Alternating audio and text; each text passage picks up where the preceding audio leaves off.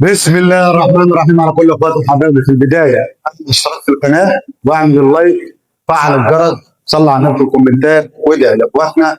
تعال مع بعض هنتكلم على مباراه منتخب مصر والسعوديه. منتخب مصر عمل كبسه من منتخب السعوديه. بس في البدايه قبل ما نتكلم على منتخب مصر هنقول كلمه لتركي آل الشيخ. ما تفكرش عشان الكابتن ابراهيم فايق شغال عندك في القناه او شغال في القناه السعوديه مش هيطلع يتكلم على انجازات منتخب مصر، او مش هيتكلم على الاداء العالمي اللي عمله لعيبه منتخب مصر، وان منتخب مصر عمل كبسه من المنتخب السعودي. لا، المصريين ما بيخافوش من حاجه، المصريين مش فارق معاهم اي حاجه، اهم حاجه عندهم المنتخب الوطني فقط. فانت مش بفلوسك بالكلام اللي انت بتعمله او عشان شغال عندك في القناه فهو هيسكت، وان هو مثلا خايف على اكل عيش هيروح فين لقناه ثانيه. لا، ده منتخب مصر، واي مصري اعلامي بيطلع ويتكلم على منتخب مصر بيتكلم بقلب جامد، لان ده المنتخب الوطني، كلنا في ظهر المنتخب الوطني. والكلام اللي قاله كابتن ابراهيم فايق امبارح كان كلام ممتاز جدا، وعرف اني مش فارق معاه اصلا البرنامج، مش فارق معاه حاجه، كل اللي فارق معاه مصر. فكلمه لتركي على الشيخ، المصريين ما بيخافوش من اي حاجه، المصريين دايما في ظهر منتخب مصر، اذا كان اعلامي، اذا كان مشجع، اذا كان مدرب، اذا كان رئيس اتحاد. اهم حاجه بالنسبه لنا رقم واحد هو منتخب مصر بعد ما عمل كبسه بالمنتخب السعودي وفاز عليه 4. في البدايه بقى تعال نتكلم على منتخب مصر ونشوف اللعيبه دي جت امتى وازاي، حاجات كده حصلت، حلويات امبارح في المباراه. نقول التشكيله اللي بدا بها كابتن حسام حسن. عندنا تحفظات بسيطه جدا، بس ايه، هنتكلم برضه على التشكيله.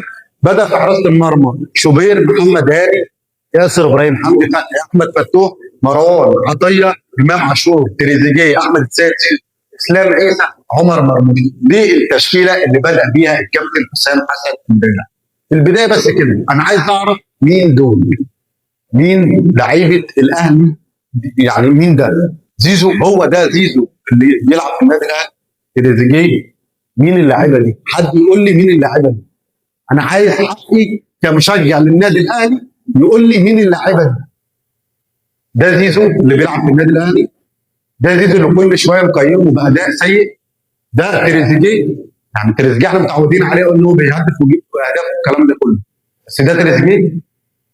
ده ياسر رجوله، ياسر رجوله اللي في اخر ماتشين تقييمه بالنسبه لي كان صفر وكان سيء جدا. ده ياسر؟ ده مروان عطيه؟ اسيست امام عاشور؟ امبارح لعيبه النادي الاهلي مع منتخب مصر عملت فارق كبير جدا وعملت اداء عالمي امبارح.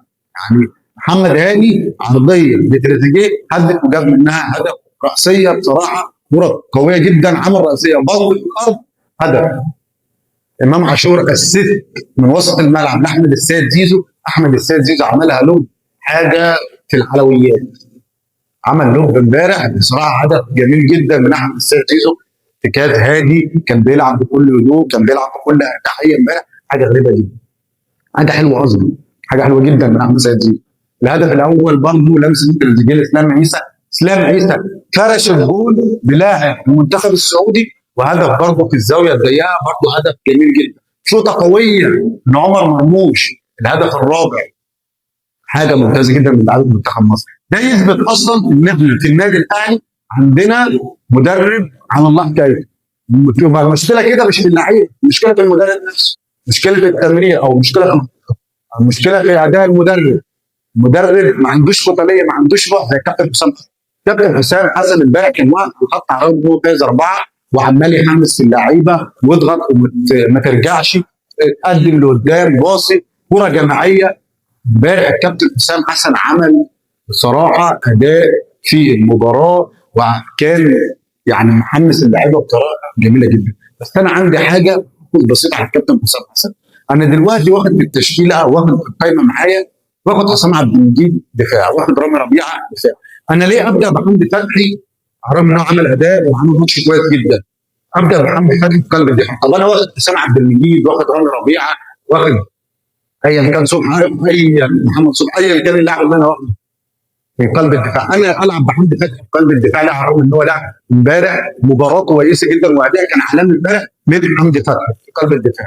طب ما انا عندي اللعيبه دي هقدر ان انا العب بيهم في قلب الدفاع بدل ما ننزلوا في الدقيقه 70 والدقيقه او في الدقيقه 75 والدقيقه 80. لا، طب ما انا ابدا بيهم في المباراه على الاقل، يعني اجرب اللعيبه دي، يعني اجرب اللعيبه دي على الاقل ان انا استفاد منها في كاس العالم والمباريات اللي جايه. ابدا بحمدي فتحي في قلب الدفاع ليه؟ يعني حاجه انا شايفها من كابتن حسام حسن بصراحه مش لطيفه، لان انا ابدا بحمدي فتحي في قلب الدفاع وانا عندي رامي ربيعه بره وعندي حسين عبد المجيد بره، هيقدروا يضيفوا مع ياسر ابراهيم، فتبقى ثنائيه كويسه. حمدي فتحي ممكن استفاد منه في وسط الملعب مع مروان عطيه ومحمود صابر والناس دي، اقدر استفاد منه في وسط الملعب. نيجي برضه لحته مرموش. مرموش لما بيلعب الهاف الشمال مكان تريزيجيه او اسلام عيسى بتستفاد منه. ليه ابدا برضه مرموش في المهاجم الصريح رغم ان انا عندي ناصر منسي وعندي مصطفى محمد. ناصر مصطفى محمد نزل امبارح ما عملش اي حاجه وكان اداؤه ما كانش كويس جدا، بس اقدر ابدا بمصطفى محمد برضه، اقدر ان انا اجربه كمهاجم صريح عندي، ما ابداش مرموش كمهاجم صريح. بس نيجي نتكلم بقى، امبارح منتخب مصر عمل كارثه من المنتخب السعودي، بمعنى صح ان اهاني المنتخب السعودي ان انت تفوز على المنتخب السعودي 4-0 وتعوض وتعمل اداء كويس وتعمل جماعيه. كان في جماعيه امبارح بساط، ما كانش في لاعب واقف على الكوره الا بسيط جدا. لاعيبه امبارح كانت رجاله، كان بتلعب يعني لعيبه رجل واحد، ما كانش عندهم بقى ان انا اهلاوي او زملكاوي، لا كان بيلعبوا باسم مصر. شفت منتخب مصر امبارح كان جماعيه في المباراه، شفنا اداء، شفنا جماعيه في المباراه، كان اداء كويس جدا من المنتخب الوطني. الكابتن حسام حسن والتبديلات اللي عملها برضه كان كويسه جدا، قدرت ان انت تستفاد منها. لاعب عالمي اسمه هيثم حسن. هيثم حسن ده لاعب ممتاز جدا، ده بصراحه نزل عمل فارق، لاعب على لاعب، بيقدر ان هو يعدي، بيقدر ان هو يستخلص الكوره، يقدر يعدي من واحد واثنين، بيباصي، لمسته كويسه، لاعب مبشر لسه جاي جديد. ده حاجه كويسه ان انت اي لاعب اصلا متجلس بره او اي لاعب عنده اصول مصريه هاته نستفاد احنا منه بدل ما نسيبه للانديه الثانيه. هات اي لاعب اصوله مصريه بيلعب في الانديه الاوروبيه او اي نادي بره، احنا نستفاد منه هنا في منتخب مصر، هيفرق معانا ويدي فرق جدا. لاعب زي هيثم حسن ده يعني كان بيلعب اصلا مع ناشئين فرنسا، دلوقتي بقى بيلعب في منتخب مصر واختار انه يلعب في منتخب مصر. تقدر ان انت تستفاد منه، لاعب كويس جدا مبشر، تقدر تستفاد منه، هيعوض غياب لاعيبه كثيره جدا. بصراحه امبارح منتخب مصر لاعيبه رجاله، اداء كويس، يا ريت نستمر على الاداء ده، نستمر ان نلعب بروح، نلعب بقتاليه، نلعب كوره جماعيه مش نلعب كوره فرديه. اداء عالمي من منتخب الوطن امبارح كابتن حسام حسن. باذن الله المباراه اللي جايه مع اسبانيا برضه نقدر ان احنا نعمل اداء كويس ونلعب كوره جماعيه، ونقدر ان احنا برضه نفوز على اسبانيا. احنا منتخب مش قليل، لا احنا منتخب كبير جدا، نقدر ان احنا نلعب كوره جماعيه ونعمل اداء كويس. بس اللي انا اتفاجئت بيه امبارح لعيبه النادي الاهلي بصراحه حاجه غريبه جدا من لعيبه النادي الاهلي. تعالوا بقى مع بعض نقيم لعيبه منتخب مصر امبارح امام المنتخب السعودي بعد ما المنتخب المصري عمل كارثه من المنتخب السعودي 4-0 على المنتخب السعودي. مصطفى شوبير بالنسبه لي، مصطفى شوبير 4 من 10، 4 من 10 عشان حاجه واحده، ان هو بيطول الكره في رجله. يعني الكره لما تيجي في رجلك انت بتطولها، انا بقى انت كحارس مرمى الكره جايه لك لاعب ضغط عليك، طلع الكره بسرعه. ده بالنسبه لمصطفى شوبير. محمد هاني اسيست امبارح، يعني لمسه كده ايه، وان تاتش على طول لتريزيجيه وراسيه تريزيجيه، 6 من 10. محمد هاني امبارح بصراحه كان اداء كويس. ياسر ابراهيم 7 من 10، رجوله ياسر ابراهيم، رجوله ياسر ابراهيم رجع التاني. يعني ايه الحلاوات دي الرجوله بتاعت ياسر ابراهيم. حمدي فتحي 7 من 10 كان اداء كويس. فتوح 6 من 10. مروان عطيه الضغط العالي بتاع مروان، الضغط على اللعيبه كان فين في ماتشات النادي الاهلي يا مروان عطيه 6 من 10. محمود حسن تريزيجيه كده كده متعودين على تريزيجيه على الاداء اللي بيعمله، 6 من 10. امام عاشور الاسيست اللي عمله، انا ما شفتوش غير في الاسيست اللي عمله 5 من 10 بالنسبه لي. امام عاشور الاسيست اللي عمله زيزو بصراحه لمسه، هو ده امام عاشور احنا متعودين. عايزينك ترجع من الاول.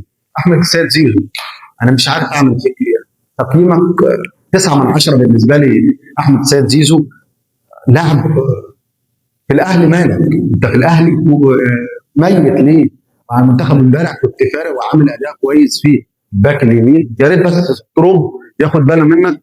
بالنسبه لزيزو 9 من 10، اسلام عيسى 7 من 10 على الشوط الاول الوقت اللي لعبه. عمر مرموش 6 من 10، امبارح برضه كان اداء كويس. شاط كوره جاب منها هدف كان كويس. مهند لاشين 3. هيثم حسن 10 من 10. لاعب بصراحه راجل، لاعب واحد على واحد يقدر ان هو يحدي، يقدر ان يستفاد منه.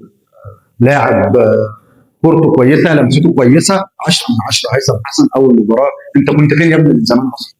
لاعب زي ده اصلا ازاي احنا نسيبه بره؟ 10 من 10 هيثم حسن. رامي ربيعه 3. ابراهيم عادل 4 من 10. عايز يعدي من 1 2 بس مش ده اللي احنا محتاجينه في منتخب مصر. محمود صابر ومحمد الشناوي يعني ما فيش اختبارات بالنسبه. محمود صابر برضه ما فيش اختبارات. 3 من 10. محمد الشناوي ما اختبرش امبارح. مصطفى محمد 0. مش عارف ماله اصلا، بينزل بديل كده بحس ان هو تايه. طارق علاء وبوكا حسام عبد المجيد محمد عبد المنعم ما فيش تقييم. يعني عوده محمد عبد المنعم تاني دي حاجه كويسه برضه اللي احنا استفدنا منها في المباراه امبارح.